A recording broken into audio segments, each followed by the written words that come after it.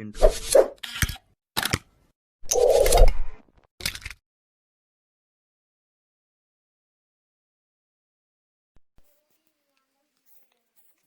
हाय, good morning students. जैसा कि हमारी सीरीज चल रही थी प्रोनाउन की।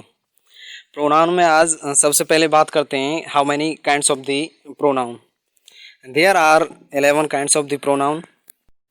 सबसे पहला प्रोनाउन आता है आपका पर्सनल प्रोनाउन, और पर्सनल प्रोनाउन में भी हम केसेस की बात करेंगे, जिसमें नंबर की भी बात करेंगे, फर्स्ट पर्सन, सेकंड पर्सन और थर्ड पर्सन। यहाँ पर देखेंगे सबसे पहले आपका आता है सब्जेक्टिव केस। फर्स्ट पर्सन आप सभी जानते होंगे, आई और वी। सेकंड पर्सन यू, और थर्ड पर्सन होता है हमारा ही, she, it, they, all names, जितने भी नाम होते हैं, राम श्याम एंड गीता सीता और फजीता जो भी हैं। इसके बाद फर्स्ट पर्सन की बात करते हैं, आई और वी। तो आई और वी ये क्या है हमारा सब्जेक्टिव केस। यू क्या है हमारा subjective case. He, she, it और दे, ऑल नेम्स, ये सभी हमारे क्या होते हैं सब्जेक्टिव केस। सब्जेक्टिव केस को हम नॉमिनेटिव केस भी कहते हैं।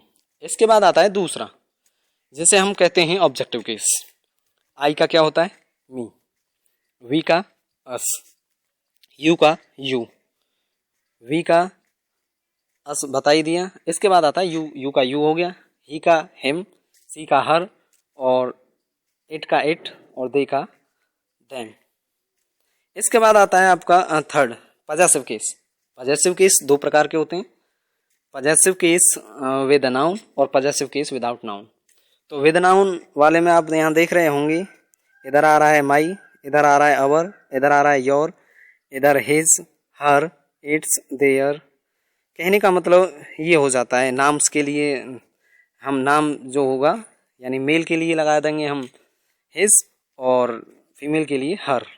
इससे नेक्स्ट इसकी बात करते हैं possessive case without noun. Possessive case without noun, जैसे कि यहाँ लिखा हुआ है ऊपर की तरफ कि दिस इज माई बुक। तो माई जो यहाँ यूज हुआ है, बुक क्या है नाउन है, और नाउन के साथ में जो यूज हुआ है वो क्या हुआ है पजेसिव केस विद नाउन वाला। और दिस बुक इज माइन, केवल माइन आया, यहाँ पर आपका नाउन नहीं है, तो इसलिए इसे हम क्या बोलेंगे पजेसिव केस विदाउट नाउन। तो पजेसिव केस विदाउट नाउन। इससे बाद आता है आपका रिफ्लेक्सिव केस, जो कि लास्ट होता है आपका रिफ्लेक्सिव केस।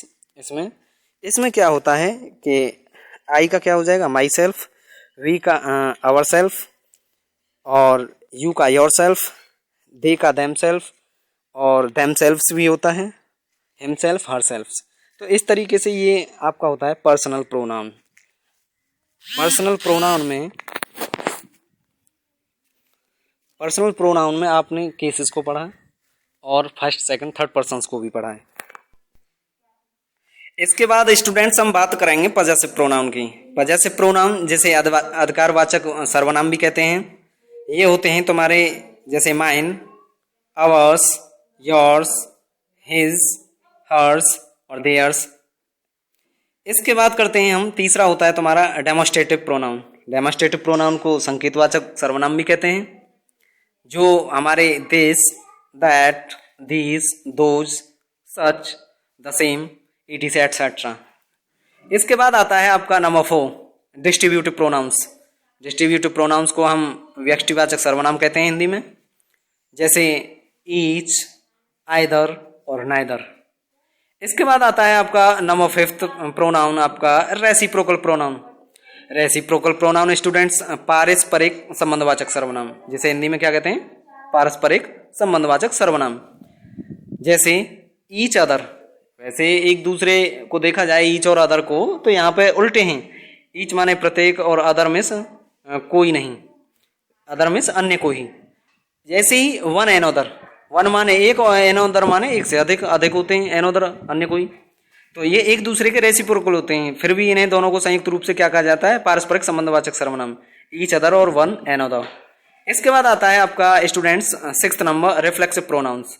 रिफ्लेक्सिव प्रोनाउंस निजवाचक सर्वनाम हिंदी में कहते हैं इनको, जैसे myself, ourself, yourself, yourself, etc। कहने का मतलब आपका जो वहाँ पर आपने देखा होगा तीसरा जो केस था वही यहाँ पर रिफ्लेक्सिव प्रोनाउन होता है, परंतु इनके यूज में थोड़ा सा डिफरेंट होता है स्टूडेंट्स। इससे नेक्स्ट आता है आपका एम्फेटिक या एम्फेसाइजिंग या इंटेंसिव प्रोनाउन। एम्फेटिक का मतलब होता है किसी पर जोर डालना, एम्फेसाइज वही किसी पर प्रेशर डालना, प्रेशराइज करना, इंटेंसिव वही किसी पर जोर डालना। तो कहने का मतलब तीनों में से कोई भी नाम दे सकता है, सेम शब्द हैं और सेम इनके अर्थ हैं। जैसे इनको हिंदी में कहते हैं दबाव सूचक सर्वनाम, जैसे माई सेल्फ, अवरसेल्व्स होते उसी जैसे रिफ्लेक्सिव प्रोनाउन जैसे, परंतु इनका जो यूज होता है वो डिफरेंट होता है और उसको मैं आगे चल के आपको मैं बताऊंगा अभी स्टूडेंट्स। इससे नेक्स्ट बात करते हैं, आगे ऐसे ही बातें करते रहेंगे, ऐसे ही डिस्कस कोई ना कोई टॉपिक करते रहेंगे।